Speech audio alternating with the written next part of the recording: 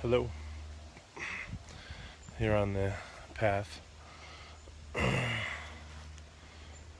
taking a look at where the beavers have been shaping things.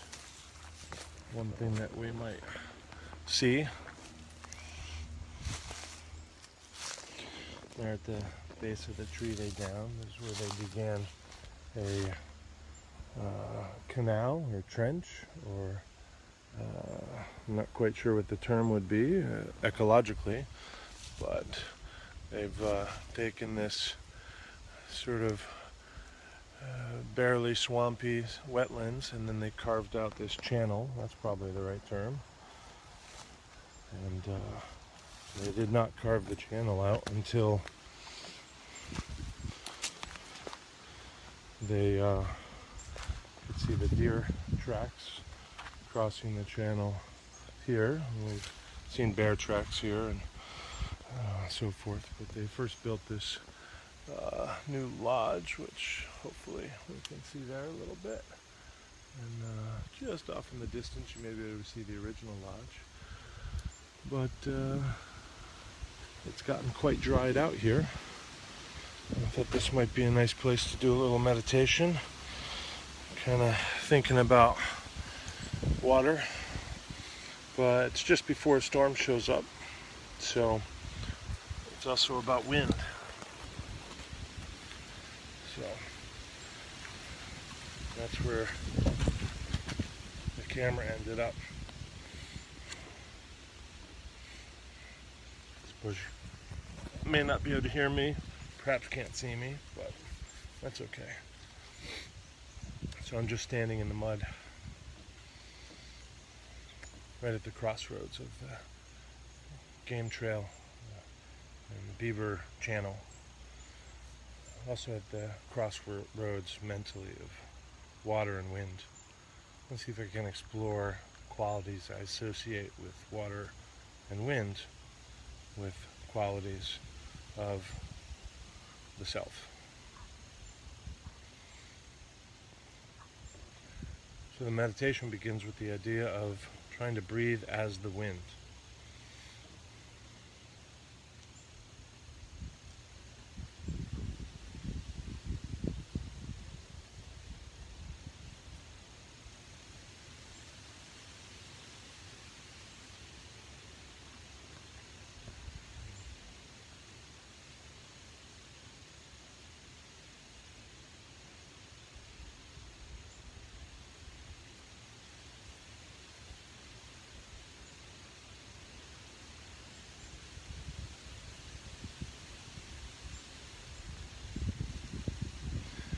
So breathing as the wind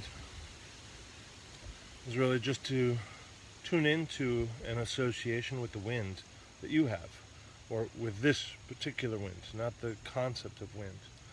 So that association may be a quality of it, like how it flows around the trees, or it whistles, or the rhythm of it, or the relative shallowness or depth of the wind, or the direction of the wind. Doesn't matter. It's really what your ken is with this present wind. And if you get a sense of that quality of the wind is broad, then I'm trying to broaden my breath.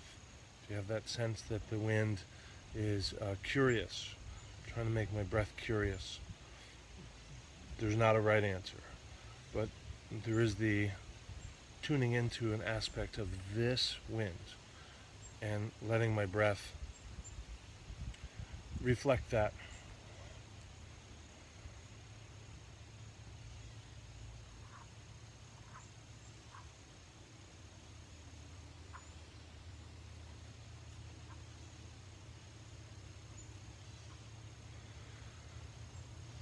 As I kind of settle into some ability to do that, at whatever degree, then I begin to make an association with the water, which is a little helpful for me. I'm standing in the mud, I'm in the wetlands. This might be something you do in the rain, or holding a glass of water, or with your feet in the pond, whatever. So I become aware, I tune into some aspect of the water that I'd like to be reflected in my mind or my body.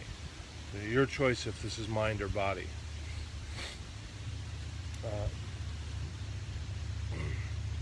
So while I'm breathing and representing an aspect of this breeze, this wind, this air movement with my breath, I'm trying to let my body or mind, whichever you're doing, reflect an aspect of water, such as that it softens that which it runs past, that it goes around obstacles instead of challenging them, that it flows, that it seeks the low. Water can be vapor or ice, of course, so what aspect of the water you particularly tune into, that's what you're going to invite your mind or body to dance with, represent, settle into, while continuing to have the current breeze suggest the manner of your breath.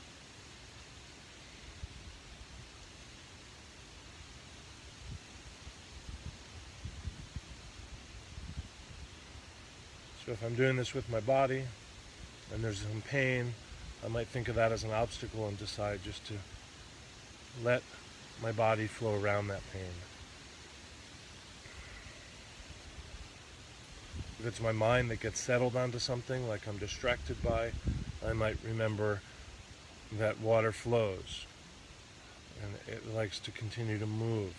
And so my mind maybe can remember not to get coagulated in that coalescence, to continue to flow.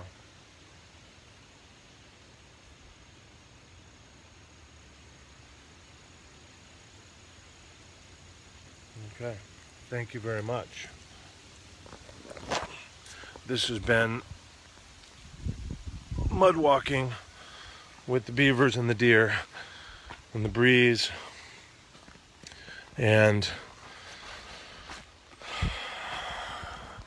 the water. Here's our channel with the Beaver Lodge just there, and there's our channel with our way back to somewhat solid ground. Okay, thank you very much.